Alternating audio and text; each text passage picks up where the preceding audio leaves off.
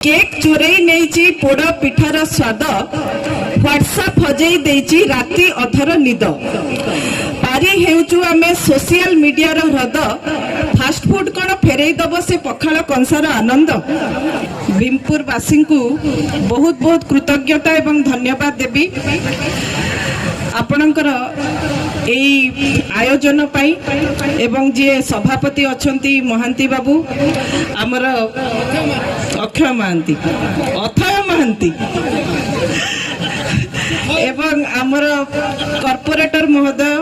धीरव एवं एपटे मोर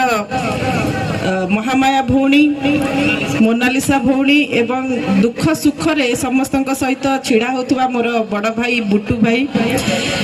उपस्थित समस्त गुरुजन वृंद मान को नमस्कार करुछि। मु गोटे कथा कहबी जेतिकी झिया माने हमर अछंती गोटे जोर रे कहले हैप्पी रज मत सुभिलानी हैप्पी रज जा हो एटा हमर गोटे परंपरा रहिबा दरकार वर्षरे थरे आसिले भी आमे हमर संस्कृति परंपरा को भूलिबा कथा नुह काहेकि ना आजिर जेनेरेशन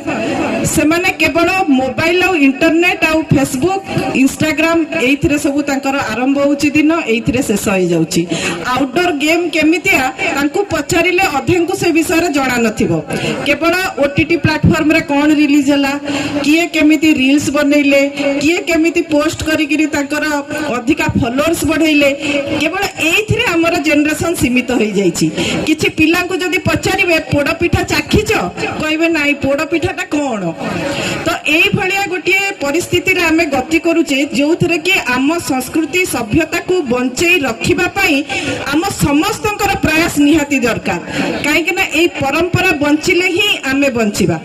जेमिति गोटे गछर चेर जदी मजबूत रहिबो से गछ पृष्ठ पृष्ठ होइकी बढ़िबो सेही भली आम समाज रे हमर संस्कृति परंपरा ही हेउची सेही गछर चेर सदृश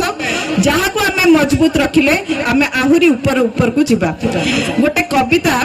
मोर मने पड़े जेतेबेले छुआ आजिका जनरेशन रो छुआ को देखे केक चोरई नहीं पोड़ पिठार स्वाद व्हाट्सएप हजई देची राति अधर निद पारी हेउचु आमे सोशल मीडिया रो ह्रद फास्ट फूड कौन फेरई दब से पखाल कंसार आनंद। अतिथि को देखिले पिला कहउचंती हेलो हाय काहेकि ना व्यवहार करूचंती से माने वाईफाई आउ तांकर स्टाइल बहुत हाई फाई मने नथिबा पछे तांकू जेतेबेले network नथिबो search करूचंती 2G 3G 4G हेले बेले बेले पासरी दउचंती किए थिले सुभाष चंद्र राव गांधी जी। तो आमर जेतिकी दायित्व रहिची ए समाज को आगु को बढ़ाइबा को सेतिकी दायित्व रहिची आम पिलांकू आम संस्कृति सभ्यता इतिहास विषय रे जणैबा को एवं ए भीमपुर वासी माने सेइथिरे निश्चित भाबरे गोटिए सुंदर पदक्षेप नैचंती निज अंचल रे पिलांकू रजर महत्व विषय रे जणैबा पई ए जो प्रयास करिसंती सेति पई मंच उपरु तांकू बहुत बहुत मु कृतज्ञता दउची एवं अनुरोध भी करिवि सब अंचल वासी को ए भीमपुर ए कार्यक्रम पई आयोजक मंडली जेते परिश्रम करिसंती तांको पई गोटे जोर रे करताली दियंतु तांकू गोटे धन्यवाद निश्चित भाबरे दबा। प्रथम वर्ष हेले मध्य जणा पडु नै जे एटा फर्स्ट टाइम हेची लागुची जेमते 4-5 वर्ष हेला परे एई भलिया गोटे सक्सेस हेची। बहुत बहुत धन्यवाद। वंदे उत्कल जननी जय जगन्नाथ।